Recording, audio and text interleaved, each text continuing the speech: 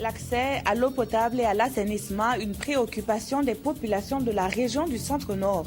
Des progrès sont certes réels, mais restent disparates entre les différentes communes.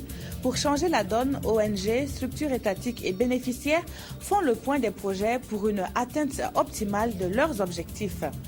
Elle devient obligatoire au Burkina. La ceinture de sécurité cesse d'être un ornement dans les automobiles. Le gouvernement burkinabé va dès 2014 appliquer les sanctions en cas de non-respect de ce nouveau décret porté à la connaissance du public le mercredi dernier. Comment les Ouagalais accueillent-ils cette décision? Quelles sont leurs appréhensions? Réponse dans ce journal. Bonjour et bienvenue à cette session d'information sur la télévision du Burkina. En 2010, les résultats d'une enquête estimaient à plus de 64% le taux de ménages ayant accès à l'eau potable dans la région du Centre-Nord. Des disparités entre communes existent cependant et pour les relever et le taux encore faible, Plan Burkina et ses partenaires ont mis sur pied un projet tendant à renforcer l'accès à l'eau potable dans 10 communes de la région. Le projet est en ce moment évalué par les parties prenantes. Ernest Kambiri. Ces femmes et ces scolaires du Centre-Nord ont désormais accès à l'eau potable et à un assainissement adéquat grâce à Plan Burkina et à ses partenaires. Plus de 2 milliards de francs CFA sont mobilisés ici dans le cadre de la mise en œuvre du projet de renforcement de l'accès aux services d'eau potable, d'hygiène et d'assainissement pour réaliser ces ouvrages hydrauliques et construire ces latrines communautaires dans près de 10 communes du San Matenga et du Namentenga. À mi-parcours de la mise en œuvre du projet, les acteurs impliqués et l'équipe de coordination ici réunis font le point des différentes réalisations et le planning des activités de l'entourage du projet. Pour la deuxième année déjà, je pense qu'on est très satisfait déjà du nombre de besoins exprimés pour réaliser les latrines. Ça veut dire que le message est passé. Nous avons traversé tout de suite une période de la saison des pluies, donc on a dû suspendre à un moment donné pour reprendre dans ce mois de novembre. On va poursuivre avec la construction des latrines familiales. Je pense qu'on peut être satisfait déjà de ce qui est fait. Toutefois, l'équipe de coordination du projet ne compte pas s'arrêter en si bon chemin. D'où cette rencontre de Kaya. Je suis déjà très content que l'ensemble des acteurs de mise en œuvre soient présents pour qu'on puisse vraiment faire des critiques constructives ensemble et puis tirer les meilleurs profits pour la suite du projet.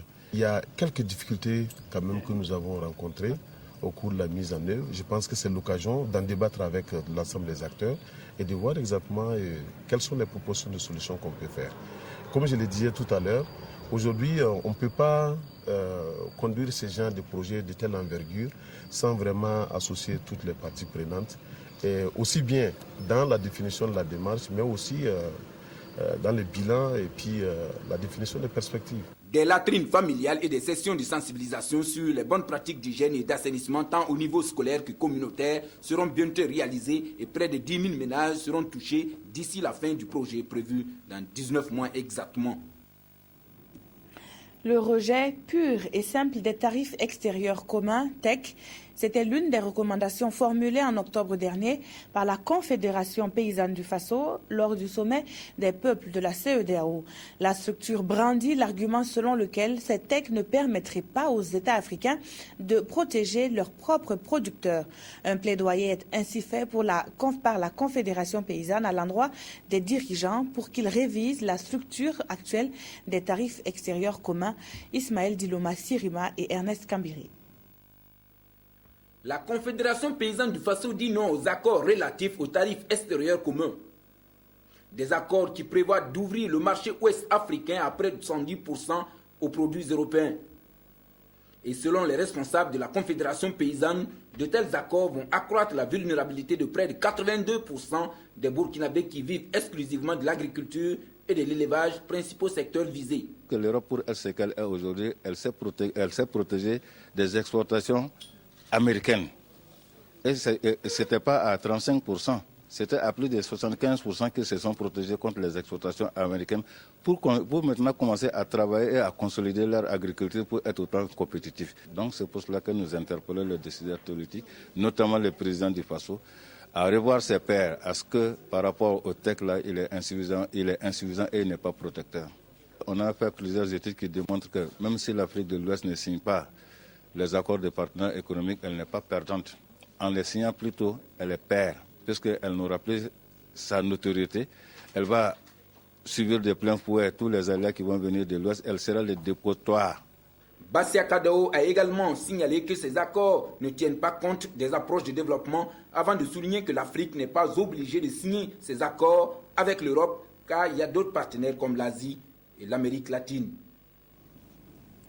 Direction Koudougou à présent, où le Conseil national du Millennium Challenge Account a tenu sa 10e session ordinaire.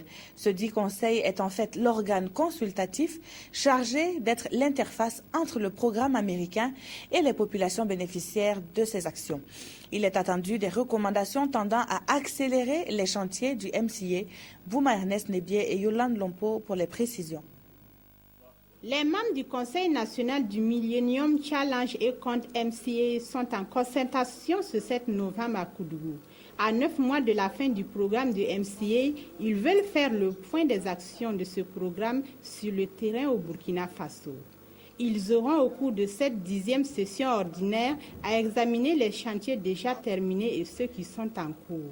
Nous sommes seulement à 9 mois donc, de la fin du compact. Donc il est un devoir pour nous de regarder, de jeter un regard sur tout ce qui est en train de se faire et de nous prononcer par rapport donc, à ce que nous devrions faire pour booster donc, la mise en œuvre des activités à 100% au terme donc, de la réalisation de la mise en œuvre du compact qui va intervenir en juillet 2014. Selon les responsables du MCA, les actions déjà menées sont encourageantes et les recommandations qui seront formulées à l'issue de cette rencontre devront leur permettre d'accélérer les chantiers qui sont toujours en exécution. À la date d'aujourd'hui, nous pensons qu'en regardant que les chiffres, nous sommes pratiquement à 86% d'engagement, donc sur l'ensemble du compact qui est de 481 millions et à peu près à 57% de taux de décaissement. Mais sur le terrain, il y a eu des avancées à tous les niveaux. Aujourd'hui, on ne doit pas se contenter d'avancer. Nous avons pris un engagement de finir à 100%. Nous sommes dans cette lancée. À la fin de la session, les participants iront visiter un des chantiers en cours de réalisation, celui du bitumage de la route Sabou-Koudougou-Didi. Long de 80,25 km, cette voie dont les travaux ont démarré le 8 octobre 2012 doit être praticable le 7 juin 2014. À présent, un mot sur un certificat pas comme les autres. Celui-ci confère à son détenteur non des pouvoirs spéciaux, mais plutôt toute la reconnaissance d'organisations onusiennes. L'ONU Habitat et Cities Alliance apprécie 18 années de gestion consacrées par l'ex-maire de la ville de Ouagadougou. Au cours d'une cérémonie d'hommage, il a été fait un flashback sur le parcours de Simon Compaoré lorsqu'il était édile de la capitale burkinabé. Seydouzen, Yolande Lompo. Simon Compaoré honoré en cette soirée. ONU Habitat et Cities Alliance ont tenu à lui décerner cette plaque en guise de reconnaissance. Ce sont ses 18 ans de gestion à la tête de la commune de Ouagadougou qui viennent d'être récompensés. Et en cette cérémonie d'hommage, les qualificatifs ne manquent pas pour le représentant de l'organisation onusienne à l'endroit de l'ancien maire de Ouagadougou. Vous tenez en cet homme quelqu'un d'extraordinaire, d'une très grande humanité, mais aussi d'une grande humilité, mais aussi d'une grande force d'esprit, d'un dynamisme qui a permis à ONU Habitat, mon organisation, de le reconnaître parmi les leaders qui ont contribué à l'émergence du mouvement des villes en Afrique. Nous l'avons reconnu à travers le prix de Dubaï, Nous l'avons reconnu à travers le prix de Bahreïn, à travers les brigades vertes, son œuvre sur l'environnement. Pour sa part, Simon Comporé a remercié ONU Habitat pour cette marque de reconnaissance envers sa personne. Vous comprendrez que c'est une très grande joie pour moi de savoir que ce qu'on a pu faire en 18 ans est apprécié par des structures telles que ONU Habitat et Cities Alliance. En tout cas, c'est une joie. Je pense que ce n'est pas pour moi seulement, c'est aussi pour la ville de Ouagadougou et c'est aussi pour le Burkina. Alioune Badiane a réaffirmé l'engagement de ONU Habitat à toujours accompagner la commune de Ouagadougou pour l'amélioration des conditions de vie des populations urbaines au Burkina Faso. Le partenariat, plus connu sous l'appellation jumelage lorsqu'il s'agit de communes, a fait ses preuves en matière de développement. Plusieurs villes de la région du Burkina sont ainsi liées à d'autres européennes, à l'image de la région du Plateau central qui, depuis 2010, est liée à la région de Guéret-Michel en France. Les fruits de ce partenariat sont multiformes et il n'est qu'à ses débuts, rassurent les deux parties. Moussaki. Au siège du Conseil régional du Plateau central, le moment d'échange avec ses partenaires venus de la commune de Guéret-Michel en France, c'est lundi 4 novembre 2013. Les réalisations en matière de financement des projets des femmes, de la gestion des ressources en eau et de la protection de la nature ont été les moments forts de cette rencontre. Selon le président du Conseil régional, cette coopération présente un intérêt capital pour la région du Plateau central, d'autant qu'elle permet aux femmes d'être autonomes et surtout aux jeunes filles d'être scolarisées. Le bilan du partenariat est à cet effet satisfaisant. La délégation française a traduit tout son engagement à accompagner les acteurs du développement de la région. Ces 18 citoyens de la commune de Guéret-Michel sont aussi à Zignari pour préparer les activités qui entrent dans le cadre de l'inauguration des infrastructures de production de l'énergie solaire pour alimenter les écoles et les dispensaires de la commune rurale de Zitenga, située à 8 km de Zignari. La minoterie du Faso, c'est ainsi qu'il faut désormais appeler les grands moulins du Burkina. L'ex-GMB créé en 1970 avait dû fermer boutique en 2008. Une situation regrettable compte tenu de l'enjeu économique de l'unité industrielle pour le pays. La relance de ces activités fait l'actualité en ce moment et l'instance dirigeante de la minoterie du Faso a été installée à Bobo-Dioulasso. Momoni Baro nous présente ses membres dans ce reportage. Depuis 2008, plus rien ne va à la Société nationale des grands moulins du Burkina Faso, SNGMB. Une unité industrielle qui était l'un des poumons économiques du pays des hommes intègres se trouve aujourd'hui dans un état de délabrement très avancé. Heureusement, cet état de fait va relever bientôt du passé car le gouvernement a décidé de reprendre les activités de la GMB sous le nom de la minoterie du Faso. Et pour assurer le redémarrage effectif, le gouvernement a mis en place les divers organes de gouvernance, la direction générale et le conseil d'administration.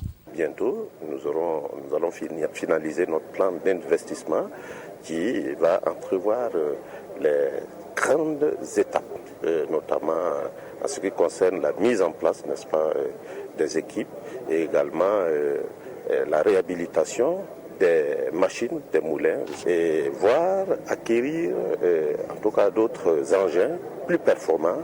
Les priorités seront d'abord donc de mettre en place une équipe rapprochée, compétente, qui va m'aider à organiser déjà le travail, à suivre les travaux de diagnostic qui sont actuellement en cours au niveau de cette usine. La relance des activités de cette unité dans la cité des paysans noirs se fera sans nul doute avec l'accompagnement des partenaires techniques et financiers. Et certains d'entre eux affichent déjà leur intention d'assister le conseil d'administration pour la réussite de sa mission. Nous rassurons la minoterie du Faso de tout, du soutien et de l'engagement, l'engagement total de la Banque Atlantique à l'accompagner. La minoterie du Faso sera source d'emploi pour la jeunesse des Cascades et le premier responsable de la région s'en réjouit. La région des Cascades fonde beaucoup d'espoir sur cette société, en ce qu'elle va créer des emplois et en ce qu'elle va permettre de faire un pas aussi vers la sécurité alimentaire et certainement que les retombées économiques aussi vont profiter à la région. Au dit du président du conseil d'administration de la minoterie du Faso, le redémarrage réel des activités est prévu pour fin décembre 2013. L'unité aura pour capacité de traitement 150 tonnes jour de farine blé, environ 40 tonnes de son et 60 tonnes de farine de maïs. Retour à Ouagadougou pour parler formation. 16 officiers supérieurs africains sont en fin de stage à l'école militaire technique de Ouagadougou. Au-delà de la mise à niveau, les stagiaires ont bénéficié de cours théoriques et pratiques pour être mieux aguerris sur le terrain. La cérémonie de remise des attestations dans ce reportage signé Maxime Zongo. Très déterminante lors des opérations sur le terrain, la logistique est un élément essentiel pour le militaire. Au Burkina, c'est l'école technique de Ouagadougou, EMTO, un des centres d'excellence en Afrique qui assure la formation. Pour cette 5e promotion qui vient de boucler son cycle, c'est naturellement un sentiment de satisfaction de la hiérarchie pour mission accomplie. En termes militaires, on dit une mission, des moyens. Et la logistique constitue, dans l'exécution des missions des forces armées nationales, un domaine important qui peut déterminer le succès ou de l'échec de la mission. Donc ce stage a permis de former des officiers ayant chacun une certaine expérience, venant de plusieurs pays d'Afrique, dans le Burkina Faso. Et je suis certain que les différents exercices qui ont été joués au cours de ce stage permettront à nos logisticiens de réaliser encore plus de performances dans les missions futures qui pourront leur être confiées. La formation qui a duré 6 semaines était axée sur des cours théoriques et des exercices pratiques. Venus de 14 pays du continent africain, les stagiaires sont au nombre de 16. Ils ont pu acquérir des connaissances logistiques nécessaires au soutien des opérations et sont aussi désormais aptes à occuper des fonctions de haut niveau. À Kaya, dans la province du San-Matenga, l'Office national de sécurité routière a lancé la 3e session foraine de retrait de permis de conduire. La commission technique qui a piloté cette session s'est appesantie sur les dossiers des accidents graves de la route. L'activité en elle-même vise à faire connaître la commission statutaire et à sensibiliser les usagers de la route. Le point avec Oswald Gaëtan Sekeda. Après Koudougou en décembre 2012, Bobo Dioulasso en septembre 2013, c'est à Kaya dans le centre-nord que se tient la session foraine de la commission technique spéciale de retrait de permis de conduire. Instance administrative de l'Office national de la sécurité routière, ONASER, la commission technique spéciale est chargée de statuer sur les dossiers des accidents graves et mortels qui occasionnent diverses pertes. Nous espérons tirer des leçons pour un peu changer de comportement, c'est ce que nous souhaitons, parce que nous constatons que la plupart des accidents sont du fait de l'homme. Ce n'est pas seulement de l'homme, c'est du fait de l'homme. Et nous espérons que des sessions foraines comme ça vont contribuer à un changement de comportement dans la circulation routière. Si aujourd'hui il y avait accident zéro, l'ONASER serait le premier à applaudir.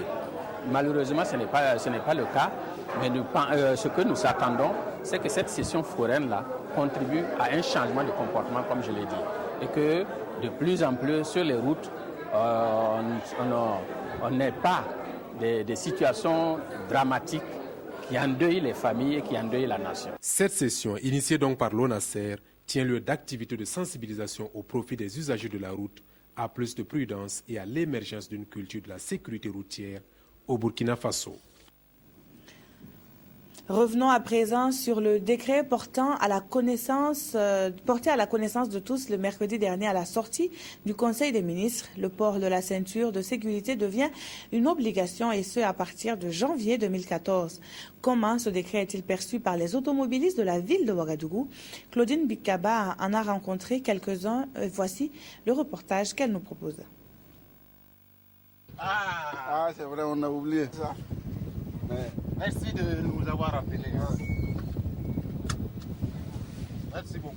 Est-ce que d'habitude ou bien est-ce que ça... Non, bon, on a oublié, sinon on vient de quitter tout de suite ici seulement. Un oubli qui peut être fatal pour l'automobiliste et son passager à bord, mais aussi pour les autres usagers de la route.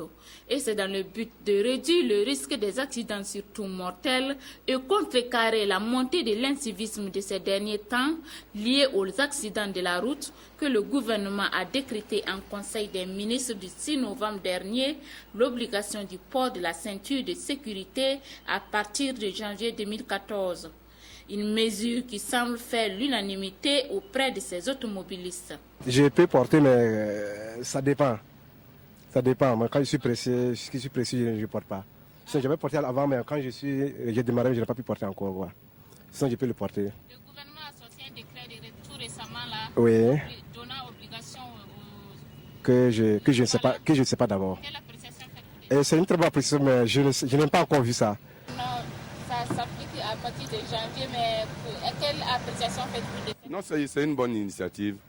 Moi, généralement, de toute façon, je ne le porte pas parce que quand je conduis en ville. Sinon, quand je suis en voyage, je le porte obligatoirement. C'est dommage, ma ceinture de sécurité est abîmée.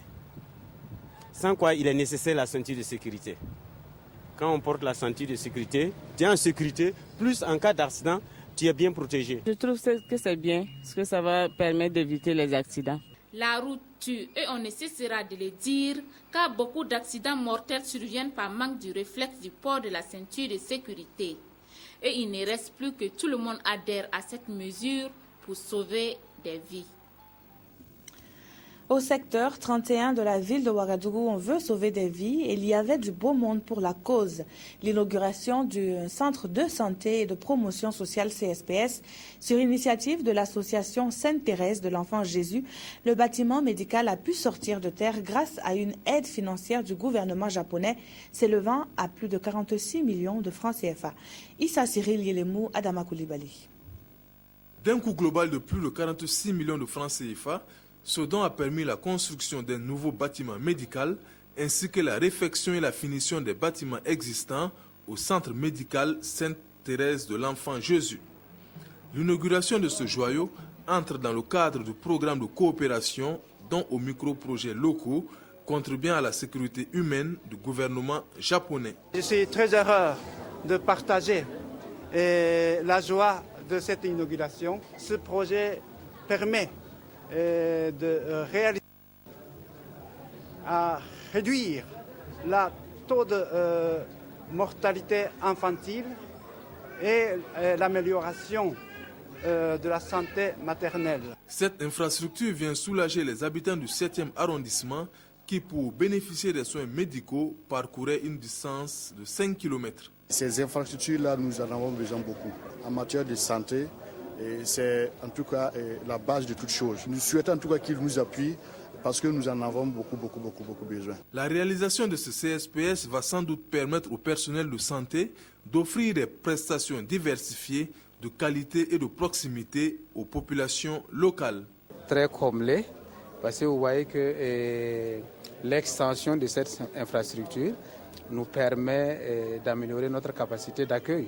Parce qu'il y a eu des moments où les malades, il fallait carrément les mettre dehors parce qu'on n'avait pas de place. Mais actuellement, on a la possibilité, plus d'une vingtaine de lits, en tout cas, de mettre nos malades à l'aise. L'entretien de cet édifice incombe à l'association Sainte-Thérèse de l'Enfant Jésus de façon à ce qu'il réponde aux attentes des populations. Le gouvernement japonais, par la voix de son ambassadeur, reste convaincu que ce don va contribuer au renforcement des liens amicaux entre le Burkina Faso et le pays du soleil levant. Ils sont des milliers, oui, des milliers de Burkinabés à n'avoir aucune trace dans l'état civil. Une situation préoccupante et qui entrave la mise en place d'une bonne politique de planification. Pour inverser la tendance, l'association communautaire de développement du Centre-Nord passe par la communication sur l'enregistrement des naissances. Une campagne a été lancée, la stratégie est dévoilée par Oswald Gaëtan Segueda. Selon l'enquête sur la vie des ménages réalisée en 2009, 36% des naissances ne sont pas déclarées au Burkina Faso. 24% d'hommes et 34% de femmes ne possèdent aucun document d'état civil. À Kaya, dans le centre-nord, l'association communautaire de développement ACDCN a choisi de communiquer pour inverser la tendance dans la région. En tant que média communautaire, nous avons décidé de jouer notre rôle d'ajouter notre pierre à ce qui est déjà fait pour que les populations aient l'information, la bonne information et juste pour pouvoir s'approprier de l'importance des paix d'état civil. Dans sa quête de promotion de l'état civil dans le centre-nord, la CDCN bénéficie du soutien de la présidente du Conseil supérieur de la communication. Je suis sensible à cette question d'état civil au Burkina. C'est inacceptable qu'au XXIe siècle, des enfants naissent au Burkina Faso sans être déclarés, sans avoir un état civil, qu'on compte encore beaucoup d'adultes au Burkina Faso qui n'ont aucune identité reconnue au niveau officiel. Cela voudrait dire que des gens peuvent naître, vivre, mourir sans laisser de traces. Ce n'est pas normal.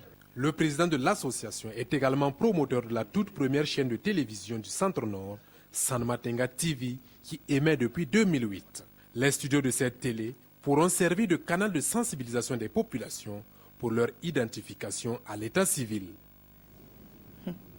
Gigma Camille succède à Ahmed Nitiema et remporte Faso Academy 2013.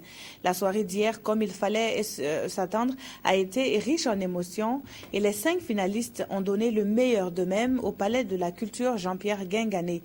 Le candidat de Koudougou, Paris-Emmanuel, lui, a été le grand favori du public. Retour sur la finale de Faso Academy avec Issa Cyril Yelemou et Oswald Gaëtan Segueda. 20h, Palais de la Jeunesse Jean-Pierre Guingané, la salle est pleine. Le public attend impatiemment les 5 finalistes. Plus d'une heure après, la compétition démarre. Chaque candidat a droit à 2 interprétations et à une composition personnelle sanctionnée par un jury de 5 membres. À la fin, le verdict tombe. Le premier avec 114 points, c'est Camille Gigma. Gigma Camille, sacré premier de Faso Academy, édition 2013. Avec 114 points sur 150, il reçoit le trophée du vainqueur, la somme de 3 millions de francs CFA et des prix spéciaux. Je suis très heureux et je dis merci à Dieu de m'avoir permis d'obtenir ce lot. Je m'efforcerai de me battre, de travailler encore plus pour pouvoir promouvoir la musique burkinabé. Paris-Emmanuel obtient le prix du public. Ses 4201 voix lui offrent 500 000 francs CFA et un engin à 2 euros. Quand on vient à une compétition, on vise toujours la tête. Oui.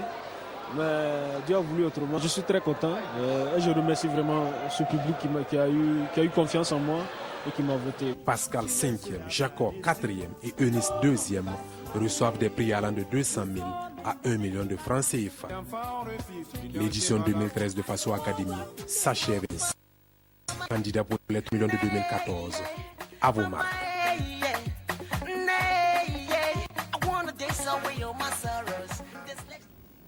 Et c'est sur cette note musicale que nous achevons notre édition. Merci de l'avoir suivi.